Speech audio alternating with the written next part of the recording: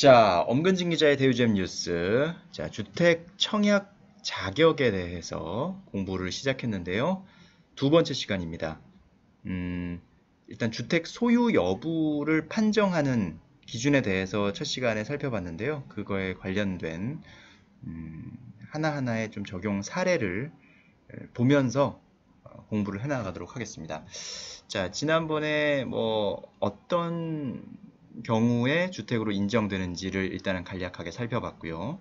못 보신 분은 1편을 먼저 보고 오시면 되겠습니다.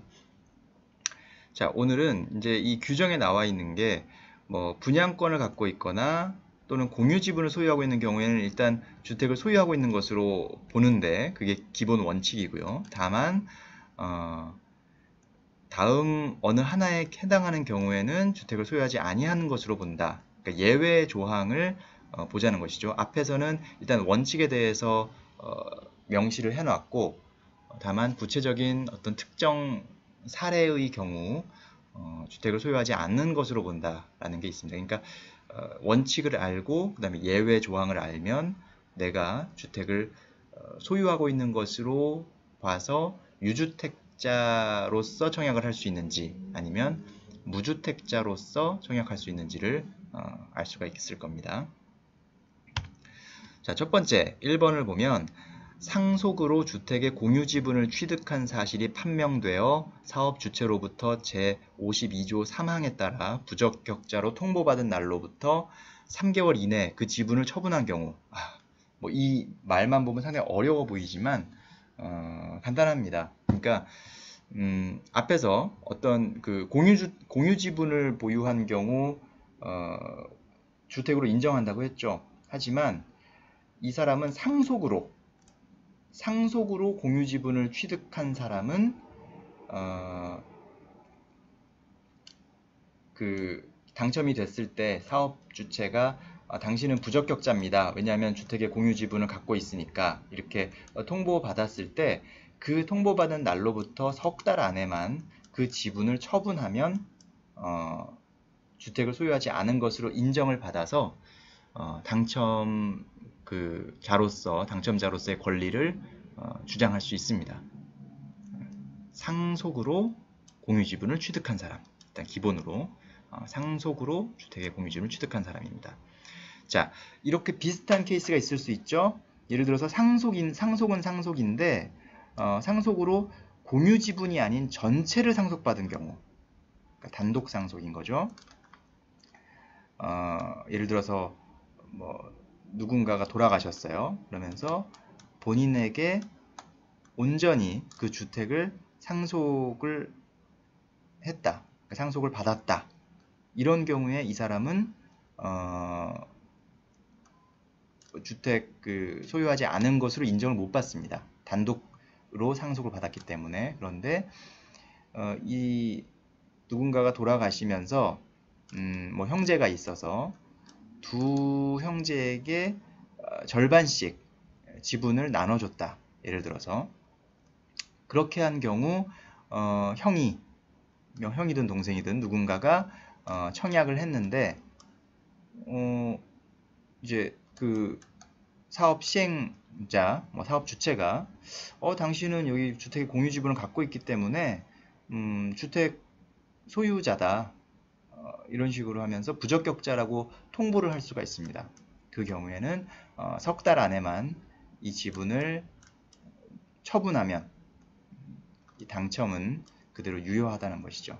그러니까 주택을 소유하지 않은 것으로 인정을 받아서 부적격자라는 그런 어떤 제한을 떨쳐버릴 수가 있는 것이죠.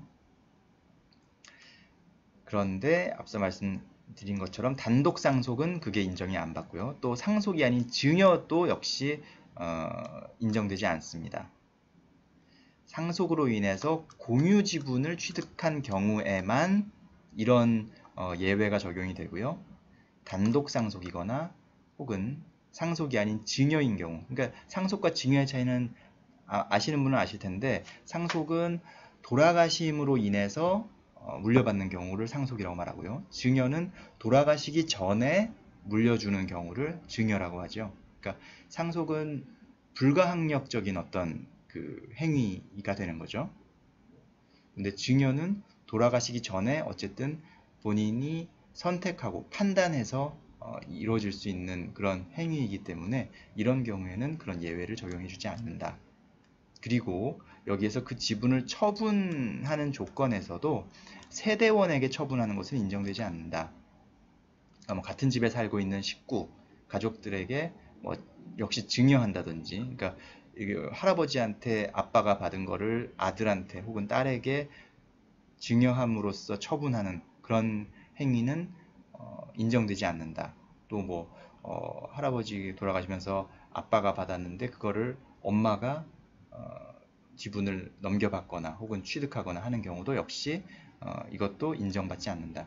다른 사람에게 세대원이 아닌 다른 사람에게 처분해야만 이 처분을 인정받아서 주택을 소유하지 아니한 것으로 인정을 받을 수 있다는 겁니다. 그리고 이렇게 공유 지분으로 상속이 이루어졌는데 이 이후에 이들 간의 어떠한 거래에 의해서 혹은 증여에 의해서 지분 비율이 처음에는 50대 50이었는데 이게 60대 40으로 바뀌거나 혹은 40대 60으로 바뀔 수도 있겠죠.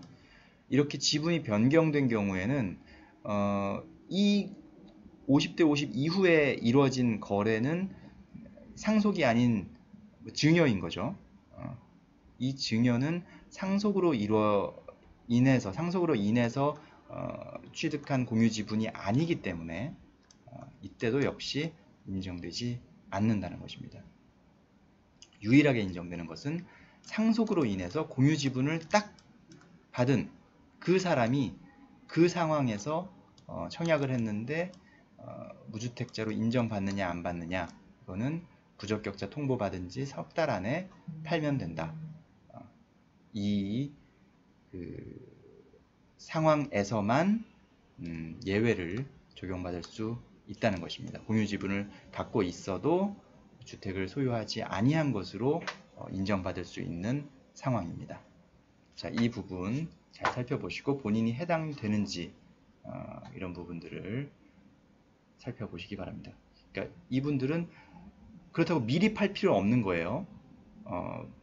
일단 당첨이 되신 후에 부적격자로 통보받으면 그 날로부터 3개월 안에만 그 지분을 처분하면 문제없이